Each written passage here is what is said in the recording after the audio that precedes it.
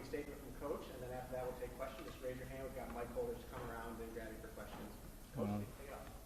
First off, I'm very thankful. Like I always tell you, be the head football coach here. I'm also thankful that we have an opportunity of, playing against Ohio. I think they have an amazing staff led by their head coach, Tim Albine. Defensive coordinator does a great job. John Hauser, just trying to remember all the names. The special teams coordinator, Nate, really good job. We met before on the road. I've been watching their receivers, so I think that Coach Allen does a really good job, and their offensive coordinator, Coach Smith. So I'm just really excited to go against them. Coach Tim's been coaching since I was 7.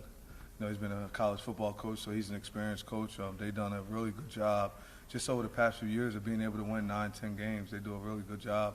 When you watch them on film, they're coached extremely well. So I'm very thankful to have the opportunity to coach against them. I think they're really experienced on the offensive line. They have a great offensive line. Just watching them in their offensive line, Coach Rudolph, I thought he did a really good job just from watching those guys and going through stuff with them and seeing that. Quarterback Navarro, 13, watched him in a bowl game. This kid can play. Definitely a dual threat, so I'm excited to go against him to see. That's most coaches' worst nightmare to try to go against a dual threat guy. Dennis just transferred in from Michigan, who was fast. I remember him on the recruiting trail.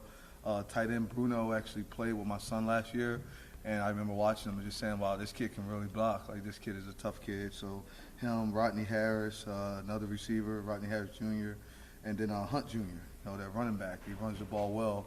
They've always ran the ball well, so that's something that he does. On the defensive side of the ball, Weaver is a good player. We thought that secondary was really good, just watching them on tape. And Woods, Austin Burley, and Adonis Williams. So with that being said, I think we have a good team coming in the house, coming to play. They're known for taking out Power 4 schools, and being able to win and do a good job. And I think their coach is just, like I said, guys, he's been coaching since I was 7, so he might have forgot more football than I know. So I'm just extremely thankful to have an opportunity to compete against him and their staff. If you have questions, we'll start with Dan and then go to Emily right in front. Coach, looking at this game going in here, and the first one for you as a head coach, the transfers that came in for you, trying to implement the plan with them and work them in from the different areas that they came from, how has that kind of maturation process gone, and how you feel about them in all different phases of the game, the transfers that came in to try and boost up this team? We're just really trying to lock in on Dart, to be honest. And it's like a daily grind, a daily way for us to just play, be able to focus, and just gel together. It's almost like a puzzle. You don't want to force anything. Whatever fits, fits. And then you start to see things that do fit, and then you just understand their weaknesses and their strengths and try to play on their strengths, but then continue to grow their weaknesses of what it helps. I thought we had a really good team. I think they did a good job with having some players, and we were able to, due to the help of, just the community, Syracuse fans, helping me have the opportunity of keeping Marlowe and Justin Barron, LaQuint Allen, and Cinco and all those guys to be here. So, we went and got some guys to add on to make Syracuse football team. Hopefully we look like a real good football team and we gel together. Emily in front. Just took a look at the depth chart. First question, wondering, Justice Ross Simmons, is he available yet after that hamstring injury you mentioned? He's noticed he's been on. He's working. We got to see what he does. If he's had I guess they would call it just a bum summer. Hasn't been able to get completely healthy. You saw it before we started camp, and then he had a bad hamstring pull. But he's working to get back. He's almost back completely. You've seen him do some stuff on the side the other day where I'm excited to see him because, this is a big kid that can run. He's physical. So he should be. I think he'll be able to play this week, I'm hoping, but I'm not completely sure. It just depends on what he can handle, and how much he can tolerate. So, but he seems to be a lot closer. So we'll see how it goes. And then you got quite a few names in at that defensive tackle spot. I'm Yeah. just curious if you foresee having that many names on the depth chart going forward, or you're looking for some guys to really step up and solidify themselves there. No, that's going to be that way. To be a dominant defense, I think that the defensive line, you have to be able to rotate. Those guys all have to be able to play. There's a certain number that each guy you feel he could be able to play, so you're hoping that they could all reach that number and help them out. And then as the year go on, you're hoping that some of the guys that you thought could play 10 snaps can move up to 15, and then the 15s can move up. But you gotta do that collectively in the defensive line room. in order to be able to last and compete. We'll stay right in the front row and go Frank, Chris, Christian right across the way. Fran, now that it's game week, how do you want your players to focus? Do you want them to kind of embrace what the community's feeling and what they're expecting? I just really want them to go be great students today. Like we started that off, just make the main thing the main thing. And all you can handle is academically right now. Then when they get in this building, we're just going to focus on football. And we're just going to take it day by day. It's really all you promise. I'm just thankful that we've all had a chance to wake up this morning. And you really got to live the day, because you start looking too far ahead. You won't be prepared when that time comes. We just focused on us and just trying to make sure that each and every individual, that I could coach it out of them to be the best version of myself, to allow them to be the best version of them. So just trying to coach the best out of each kid. Fran, we see Mari Hatcher at the top of the wide receiver depth chart. I think a lot of guys would see a coach bring in 2 wide receivers from his former place and run. He didn't. What do you remember from your first conversations with him? With Hatcher, he took everything that we said to do, and I told him what it would take for him to be a starter and to be a. He talked about his ending goal in football was to play in the National Football League and be a good player there. Because I asked, do you want to go? Because if you just want to go to the NFL, you're talented enough to do that. Do you want to go and play? Do you want to go and be a part of it? And we talked about his weight. He had to gain more weight. He needed to be at least 185 pounds. He needed to get physical in the run game. And he needed to make difficult catches. He had to be able to do that. And he had to show that he wants to block. And if he didn't do those things, then he wouldn't be able to play. And he answered the bell. Like, he did everything we was asked to do. He ate the right way. He gained the weight. He got stronger in the weight room. And he's a good kid. Like, once you get to know him and just around him, he's just a good kid. He sucks at playing cards, though. But he's a really good kid, though. I'm excited about him, and I'm happy that he's getting this opportunity. And I think he'll make the best of it as long as he locks in on Tuesday. What game do you guys play? We play a game called Tonk. Yeah, we play Tonk. Yeah, he's not good at all. Yeah, he's not good. Fran, you got a taste of what the Tony atmosphere is going to be like during the spring game now that week 1 is approaching. How much are you looking forward to how that stadium is going to feel with the full-blown crowd? I'll be excited about it. I'll be more so happy about all the freshmen. I went and did something the other night, and it was like all the freshmen there. And it's like all of our first time. Like, I'm a freshman with them, so I was more excited about them, just how happy it was. I'm happy for them getting a chance to go to college. I know that a lot of fears and not understanding what's going on, but that was pretty cool to be in there with those guys the other night and just seeing all their enthusiasm and just how excited they are about just being in college. So, I just told them, just come out. And if you ever get afraid or you need to talk, just reach out. But I'm definitely happy about the Dome, and I know it's going to rock. I know how it's going to be there. But I'm also excited about, all the kids that come to school here, our future, right? All the future student athletes and just all the future guys that's going to take over America. When you go look around at all the buildings, you got the Lally, we're in the Lally Lounge, you got Folks Business Schools, like all those different things. Like they were freshmen too before, so just wondering which one of these guys are going to be the next great, who knows who. New era in Syracuse football starting in a couple of days. What do you hope this first game for you, for the team, says about your team? Just that we care about each other. You can see it through the way we play. That we live Dart, and you can tell that all the kids on our football team are committed, that they care, and we trust each other, coaches included. It's really just trying to make sure that you guys can see like a bunch of young men that are developing, and you can see the difference in some from last year to this year. Not stating that last year was bad or anything of that nature, but just as each year they're growing, and I want to make sure that people can see that, and that our community's thankful and happy about what we're doing because they get the opportunity to come and watch us play football. So just that you see us together, just that you can really see Dart and you can see that we play like that and we live. It's not just a saying, it's who we are. Hey, Coach, when you think about this entire experience, start to finish, what it took to get to this point this Saturday, what are you the most proud of? Proud of my wife and kids. Just happy for them to be able to still be the same. I'm very thankful for them. I'm proud that I've been able to stick with my faith, and never try to make it about me. It's just truly about my faith and just being able to lock in on my faith. That's probably what I'm most proud of about myself is like I've really locked into my Bible probably more than ever before and just leaned on that because, it's a tough job. I mean, you guys are tough. You're cool with me now, but then we'll see come Saturday.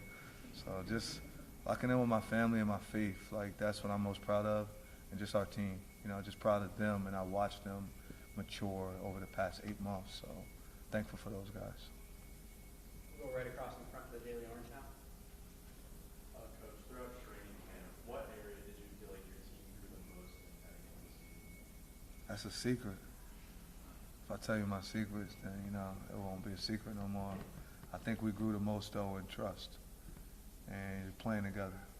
I think we care about each other a lot, you know.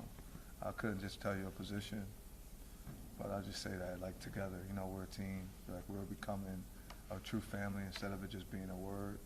You know, we're trying to live with each other, trying to love each other, trying to make sure that we can take care of each other. So I would say, like, we grew more our trust and our care for each other. You do your job, I'll do my job, and then see what we can do afterwards. Hey, Coach. Just talk about the Say that again? You talked about Mari Hatcher and Justice Austin. Just for that wide receiver room overall, what do you see from their growth throughout training camp, and what are you most excited about seeing from them in this first year? I mean, I think Coach Ross and Coach Maddox, those guys did an amazing job with the receiver, just develop them. I'm just excited to see them block. You know, excited to see them block, excited to see them catch a pass and just turn it up and knife up the field. But they've done a real good job. You know, they've been hard for us to cover them. Like, we've really had an opportunity of just developing a tough football team, and those guys really showed that. They're going to try to do what they can do on the edges. You know, it's important to them to try and block. It's important to them to just be able to answer the call when their number's called. You know, your number won't get called often, so when it does get called, make sure you can answer the call. Coach, how important was it for Quinn Allen to come back to the program, and what have you seen from him throughout camp so far? He's the leader of the football team. He's like the heart. You know, he's tough.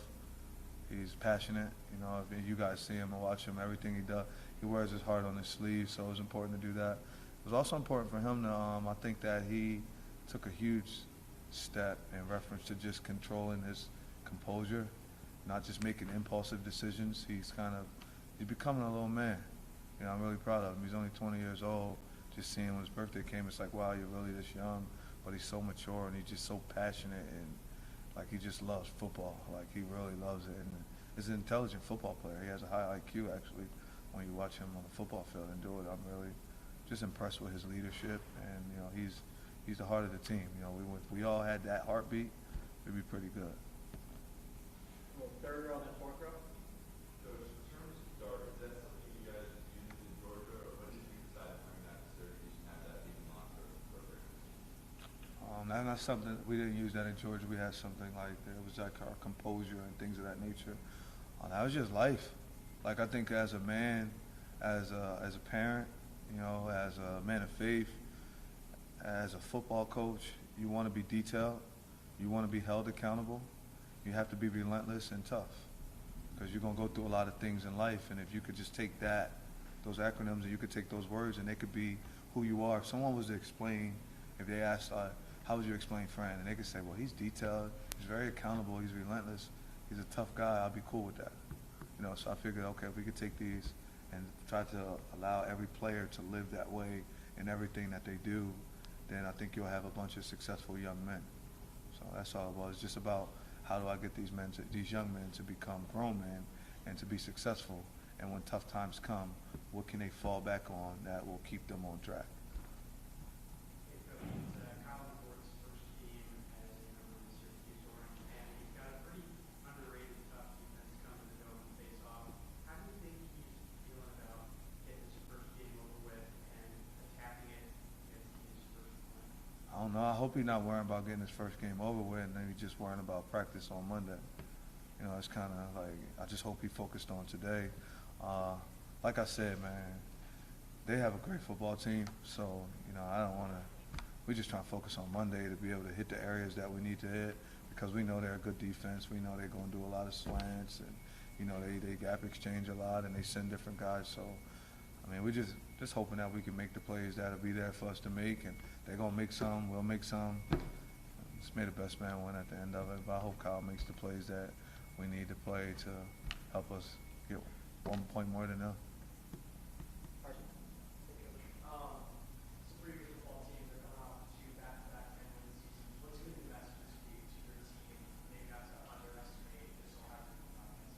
I would never say we can underestimate them because they had 10-win seasons, and I don't think we did. So in my eyes, they're a better football team than we are. You know, I mean, when you just go back to what was been done and where it's been at. But we just focused on the day. Like, I don't really know. I don't live that way. Like, I can't worry about that game. The game won't come when the game comes. We'll play them on Saturday. But, like, we got a lot. Like, we got class all week. They got 15 hours of class this week that they got to make sure they dominate. We got practice every day that you got to make sure you do. So, like, there's a lot that leads up to that. So it's almost like a process. And if you don't follow that process, then you don't give yourself an opportunity to be in position to try and win on Saturday. So I'm just hoping that we can follow the process a little bit more than they follow the process, and then we could come out on top. So that's just kind of where I'm at. We would never, ever, ever underestimate Coach Tim and his staff or what they do and what they've done. I mean, you see it, what happened with Iowa State last year, right? So, like, well, I would never underestimate. I mean, this man's been coaching since 1989. I was just turning 7 years old, so who am I to underestimate this guy and what he's done? He coached with Osborne at Nebraska. I mean, one of the legendary coaches of all time. So, you know, I mean, I have nothing but respect for them. Yeah. Back in front to Dan. Coach, you've had a lot of experiences leadership-wise in your journey to be where you are right now. This being historic for you always, your first game as a head coach, what have you learned about yourself as a leader through spring camp, through fall camp, through being with this program? How has leadership evolved for you? Well, I'm just still growing daily. There's a lot that I still have to get better at, but I'm growing daily. I'm working on patience a lot. I reach out to all the coaches that I used to work with. Like, I literally just texted Coach Smart this morning because I was wearing my shoes the way he was wearing his shoes, and I told him I got on the Kirby Smart 2.0s, and he was just showing me, like, telling me a couple things to focus on and to get right with. I'll just reach out to guys. Like, I'm not afraid to reach out. I do not have all the answers. Like, I probably don't have half of them, but I just try to reach out and just get as much information as I can get. Try to be an information seeker and not giver, but just trying to have a lot of fun with it. I'm having fun, to be honest. So that's the main thing. Like, I'm having fun. I'm making sure that the players around us have fun and that the coaches have fun. Like, I want everybody to come to work every day and enjoy being at work. Like, there's nothing like loving what you do. You know, if everybody could come here every day and they happy when they're here, then you're going to maximize every person. But if every person isn't coming here and happy, then they start to talk. And, you know, once people start to say things to this one and that one, you know, negative people try to find other negative people, and it just doesn't work that way, you know. I like to be around a room full of happy winners, you know, because if I got 5 winners, and I'd rather hang with those 5 winners because that's going to make me the 6th winner. If it's 5 disgruntled guys, I don't want to be around 5 disgruntled guys because eventually I'll be the 6th disgruntled guy. So I'm just happy, and I'm learning, though. Let's be honest with you. I learned from all of our coaches. Coach Nixon been coaching 28 years. So, you know, Coach Dale Williams been coaching 30 years. Nunn's been coaching 26. Coach Robinson been coaching 15. When you just start to look at all the coaches on the staff, like, they've all been in the teens and things of that nature. I've been coaching 12. So I'm just thankful to be in a position, and there's so much more I can learn. That's going to help a lot. Hey, Coach, I think it's clear to me at least that it's important to you to just live in the day. I think some of the way you answered some of the questions at this press conference. I want to know how that changes things for you and your athletes living just today versus thinking about a week or 2 weeks or even further in advance. It's not a lot of pressure. Like, you just focus on the day. Like, that's all I want to worry about is today. Like, I'm gonna get up, go to my Bible, I make sure I lock in on that, and we just live for like today. Like, I can't worry about Saturday, because then when Saturday comes, I'm not gonna be ready. So, like, when you just focus on the day, it takes so much pressure off you.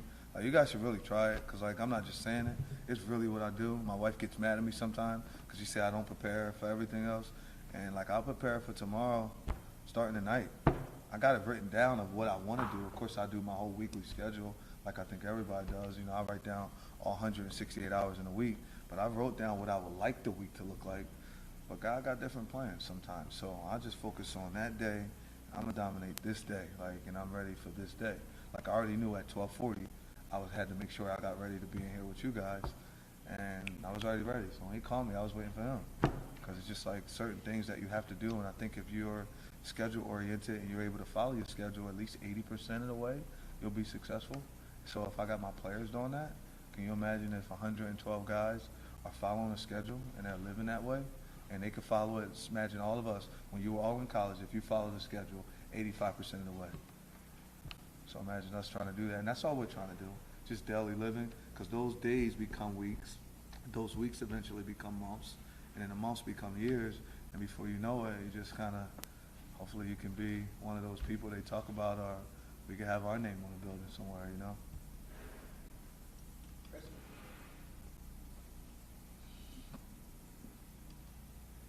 Fran, when you look at the size of the freshman class you brought in and the transfers, it's one of like the bigger roster overhauls in a single year, probably in the sport, with like over 40 new guys. How did that shape your off season compared to what it might look like in a more normal year? The off seasons will get harder every year because there's a new standard. You can't do the same thing again and expect it to go. So like, they always talk about like, either you evolving or you die. I don't really want to say die, but either evolve or you go. Or my mindset is like, you know, they always say, if it's not broke, don't fix it, right? Now we look at it like, if it's broke, break it. If it's working, break it and fix it back again. You know what I mean? Break it, let's make it even better. You know, so things may have worked and things may go the right way, but let's break it all up, let's figure it all out, and let's see how we can make it better. You know, but our off-season workout will be harder than it was this year, next year. Like, everything has to continue to get better, you know? I mean, just look at athletes in the world, they're continuously getting better, right? There's, like, it's normal to see guys 7 foot now. It's normal to see 6'7" guys. Like, that's just starting to become normal because just the way the world is and what's going on, so. I don't know, everything always get better. It's a new standard that has to be set daily. Each week could get tougher. You know, it has to be gone, and you have to be able to rise to the standard. If you don't, then somebody else is, so you know, you won't get the best of it. There's no missed opportunity. Someone always takes it. Don't ever forget, there's no opportunity that's missed. Someone always takes that opportunity. Better hope it come back, but usually it's gone. Did you have to spend time doing things to get them to gel or to teach them that you would prefer, like, not to have spent that time on? Nah, they all my little homies, man. We all cool. Like, when I would say to do something and it's something that we want done, I usually give a good explanation of why and what we're going to do, and then it's gone. You know, I don't always talk this way, so, you know, it's two different tones, and we like to, but they usually, when anything I ask them to do, they do it. So that's why I don't want to let them down. They're good dudes, all of them. Take 3 more, start with Emily, then go to Brent, then finish with Christian. How did you and your staff decide who was coaching on the field, who's coaching up in the box? It looks like it's just Nixon and Campanelli up in the box. How did you guys kind of decide that, if you're willing to share? Hey, that's really not, that's not true that way. That is just Nixon and Campanelli. It's other coaches that'll be up. I mean, with the new rule that came out where QCs are allowed to coach and there's so many more, you got so many guys on the staff that have really good knowledge of football and understand the game. So we're just going after what's best for our players, who needs to be around them. When they get into a chaotic situation or adversity hits, who do they need there to be able to talk to them? Sometimes it's looking them face to face. You know, who needs to be around them? Who do they need? You know, what's needed during the game? What'll be important? What isn't important? You know, so it was just more so all about the players. Any decision you make has to be what's the best for the players, never for the coaches. Coaches got to adapt, but we got to make sure the players are comfortable. And when they do get in that chaotic situation or adversity is getting the best of them, how do we get them to snap back into it and be able to move on? It's going to be on the headset with McCord. Who gonna be on the headset with McCord? Yeah, with the new helmet communication. Hopefully nobody on there, and they just let him do it because he's done a good job. But our head coach, I'm the head coach. I'm not going to be on there. I'm going to say the head coach will not talk to McCall because I don't want to mess him up. But Coach Nixon and Coach Nuns, those guys will talk to him. Normal guys that he communicates with every day. We're not going to go changing that stuff around, but we'll just make sure they talk to him. I'll talk to him before driving. I'll say, hey, Kyle, throw it to the guy that's open. You know what I mean? Try to get him to do that. Throw it to the guy that's open. That's about it. Brent, I want to ask you about a couple of young guys that made the depth chart. What did Emmanuel Ross and Malachi James show you to get that designation? They're big, talented young freshmen that can play football. They came out and competed from day one. I mean, Malachi James is the fastest kid to ever run in the state of New Jersey, right? So he ran a 10.18. And he just, his size, he's 200 pounds and can run. And Emmanuel Ross is just a student of the game. He even had a hamstring injury and came back and still was able to make the two deep and be able to do those things. That kid's talented. He can play football. And he's very intelligent. So, I mean, they're just big freshmen. They're both 200 pounds. You know, he's 6 foot. They can play ball. So, just you don't want to have those guys just sitting around. You know, it's like, why not use them? You know, and then it takes some off of the other guys when you can put those guys in. And so we're excited and thankful. I'm very thankful they're on our team. I thank their parents, you know, Mr. and Mrs. Ross and Mr. and Mrs. James. They made a great decision by taking their kids back and sending them to Syracuse. So I'm very thankful for them. Last question, Christian? Coach, at the beginning of training camp, you said that you wanted to put your team through chaotic situations and respond to adversity. Now that camp's over, how have you seen them evolve in those areas, not just your team, but the coaching staff as well? Yeah, I do it to everybody every day. I make sure that I was doing that to coaches. I knew who I would come out through as a coach and how I would attack them to see if they would respond or how would they be able to still coach, would they still be able to coach the kid, put them in bad situations where the defense would be mad, I'm not calling sack. Nah, don't go. They got to run. They're getting down the field on y'all to see if they could just focus on the next play or were they still worrying about what happened. Doing that same thing with the players and being able to get them to go. Just calling whistles early for the offense, saying the quarterback, you'd have been sacked, and then seeing what the coaches do. Can they respond now when it's 2nd and 15? It's a lot easier when it's 2nd and 3, but it's 2nd and 15 now. Let me see how you're going to react. You know, we just throw a flag. You know, it's different things we've done. Shout out to all of our refs that was here the entire spring. Outside of the ACC coaches, referees that helped, we had a lot of coaches, referees locally, that they just did a tremendous job, which they'll do all year long, but they made practice like fun. You know, they did a really good job. So, but we just put them in chaotic situations, give them flags, do different things of that nature, back them up, make it like pro offense sometimes, pro defense, and that way just see what they can do. And then do the same thing with special teams. You know, we did a lot of things with special teams to see if they can make kicks in chaotic situations. Can a long snapper snap the ball? Even though we're not playing outside, I want to snap a wet ball and just see what happens. It's different things to see what they can and can't do. And I try to create it as much as possible and just hoping that I put myself in some of those situations, but constantly learning though, like I told you, we're just learning. See what happened today in practice, right? So, yeah, Monday practice is honestly the most important thing that we can do at Syracuse right now is be able to dominate Monday's practice. Thank you very much, Coach. Well, thanks, man.